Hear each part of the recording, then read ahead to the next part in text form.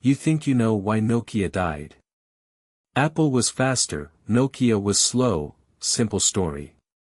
You're wrong.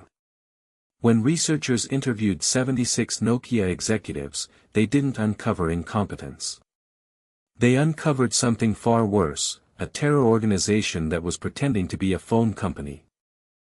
Researchers from INSEAD Business School spent years trying to answer one question: how does the most dominant phone company on Earth, a company controlling 40% of the global market, just vanish? They interviewed 76 Nokia executives and managers. What they found wasn't a story about technology. It wasn't about competition. It was about terror.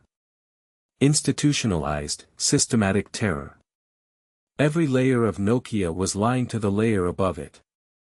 And the lies started long before Apple ever entered the picture. But to understand how fear ate Nokia alive, you need to see what fear consumed. Rewind to 1996. Finland. A former lumber mill company has somehow become the fastest-growing mobile phone brand on the planet. Nokia isn't just selling phones, it's defining what a phone even is. The Nokia 6110. The 3310. These aren't products. They're cultural artifacts. By 2007, Nokia owns 40% of the entire global mobile phone market. 40%. Think about what that number means. 4 out of every 10 phones sold anywhere on Earth had a Nokia logo on them. The company was worth $250 billion. It was Finland's economy. Not a piece of it, the beating heart. Nokia alone generated 4% of Finland's entire GDP. One company. One nation's survival. And inside that company, engineers were already building the future. They just weren't allowed to talk about it. In 2004, 3 full years before Steve Jobs walked onto that stage in San Francisco, Nokia engineers had working touchscreen smartphone prototypes. Functional. Tested. Real devices you could hold in your hand. Internal documents show they presented these prototypes to leadership. The response? Not ready for consumers. Not, let's improve it. Not, let's accelerate development. Just, no. And nobody dared push back. Because pushing back at Nokia came with consequences. The INSEAD researchers uncovered something chilling. Nokia's top executives were temperamental, volatile, prone to public outbursts. Engineers who delivered bad news were humiliated in front of colleagues. Not disagreed with, humiliated. Careers didn't just stall. They ended. So what did everyone do? Exactly what you do. They stopped telling the truth. Middle managers began fabricating capability reports, telling leadership exactly what they wanted to hear. And a doom loop began spinning that would swallow the entire company. Here's how the loop worked, and once you see it, you'll recognize it everywhere. Top executives would set impossible deadlines. They knew the deadlines were impossible. But they set them anyway because aggression was the only management language they spoke. Middle managers, terrified of the consequences, would report back that yes, everything is on track. Engineers, watching this theater of lies from below, understood that honesty was professional suicide.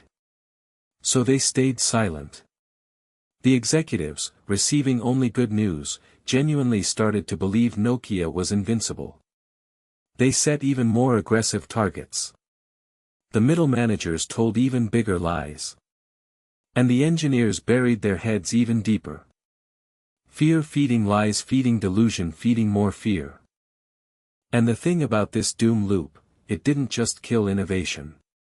It created a kind of organizational blindness. Nokia's engineers knew privately, by 2007, that Symbian, their operating system, the software brain of every Nokia phone, was dying.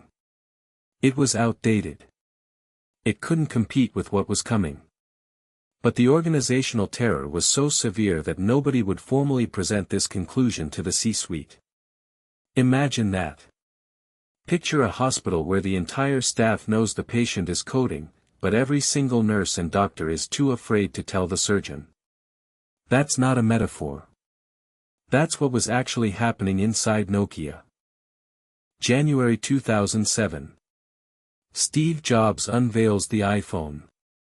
And inside Nokia headquarters in Espoo, Finland, something fascinating happens. Nothing. Engineers who'd held touchscreen prototypes in their hands 3 years earlier watched the announcement and feel a specific kind of dread, not because Apple has built something Nokia can't build, but because they know their own company is constitutionally incapable of responding. The knowledge exists. The talent exists. The prototypes exist.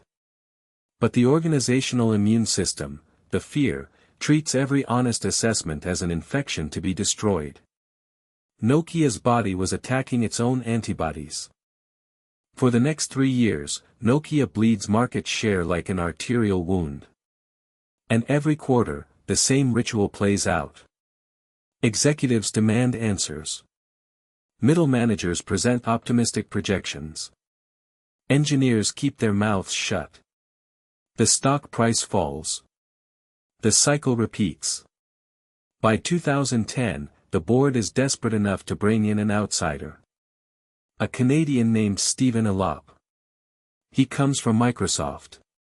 And in February 2011, he writes a memo that will become one of the most famous documents in business history. He calls it the burning platform. He compares Nokia to a man standing on a burning oil rig. But his solution is what turns tragedy into something much darker. Elop's memo is brutally honest. Nokia is losing. The platform is burning. Everyone can finally acknowledge the fire. But here's where it gets twisted. Elop's prescribed solution is to abandon Nokia's own operating system entirely and partner exclusively with Microsoft, his former employer. The cost, $1 billion partnership. The alternative he rejected? Android. Google's operating system. Free. Open source. And already surging in the market. Samsung took that Android bet.